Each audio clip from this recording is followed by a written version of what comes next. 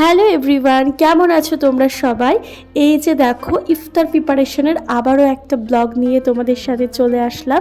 একটা ছোট্ট ইফতার প্রিপারেশনের টুকিটাকি ব্লগ তোমাদের সাথে শেয়ার করব। তো চলো দেখো, আমি সবার প্রথমে এখানে মাংস ভুনা করব। তো সেই জন্য আমি সব কিছু রেডি করে নিয়েছি এবং ওটাকে করতে দিয়ে দিয়েছি। আর এইদিকে আমি শুরু করে দিয়েছি বেলের শরবত বানানোর। তো এটা এক রকমের শরবত অথবা স্মুদি যেটাই বলতে পারো।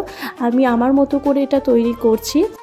তো এই বেলের শরবতটা আরও হেলদি করার জন্য আমি কিছু কলা আর ড্রাই ফ্রুটস মিক্সার গ্রাইন্ডারে পেস্ট করে নিয়ে একসাথে মিক্স আপ করে নিয়েছি। তো সব কিছু এবার প্রিপেয়ার করার পালা। তো সবার প্রথমে আমি টেবিলে শরবতটাকে সার্ভ করে দিচ্ছি। আর সারাদিন রোজার রাখার পরে এই শরবতটা তোমরাও যদি ট্রাই করো বাড়িতে, তোমাদের অনেক উপকার হবে। কারণ কি, খেতেও এটা খুবই সুন্দর হয়। আমি নিজে বলছি তোমাদেরকে, আমি নিজে ট্রাই করেছি। তো যেহেতু একটু গরম পড়ে গেছে, তাই আমি একটু আইসক্রিম দিয়ে দিলাম। তো মা এইদিকে চালের ক্ষীর বানিয়েছিল, যেটার উপরে আমি একটু নারকেল কোড়া দিয়ে একটু ডেকোরেট করে নিয়ে ফলগুলো একে একে প্লেটের মধ্যে সাজিয়ে নিচ্ছি। আমাকে অনেকেই তোমরা বলে থাকো যে সেহরিতে আমি ফল খাই, কিন্তু আমার না এই খালি পেটে ফল খাওয়ার থেকেও ভর পেটে ফল খেতে অনেক বেশি সুন্দর লাগে। আর এইদিকে দেখো, আমি 60 টুকরা বানিয়ে নিয়েছিলাম, আর সাথে 2টো চিকেন প্যাটিস ও 2টো সিঙ্গারা বানিয়েছি। আর এই যে থালাটা দেখছো, এটা আমার পাশের বাড়ির ইফতারি। ওই যে যা যা থাকে তাই ছিল। তো এবারে সব কিছু একে একে আমি ডাইনিং টেবিলে রেখে দিচ্ছি।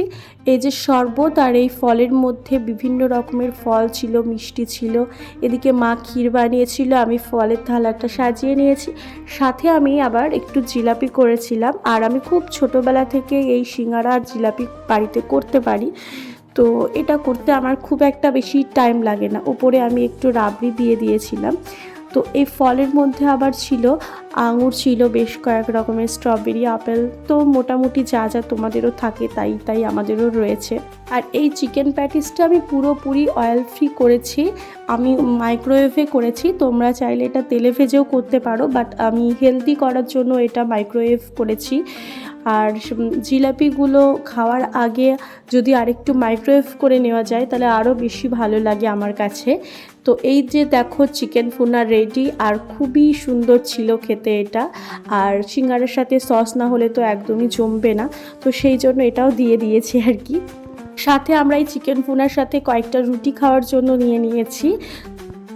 তো এই তো ছিল আমাদের এই কটাই টুকিটাকি কিছু আইটেম, শরবত, তারপরে চিকেন প্যাটিস, রুটি, জিলাপি, ক্ষীর, শাহি টুকরা।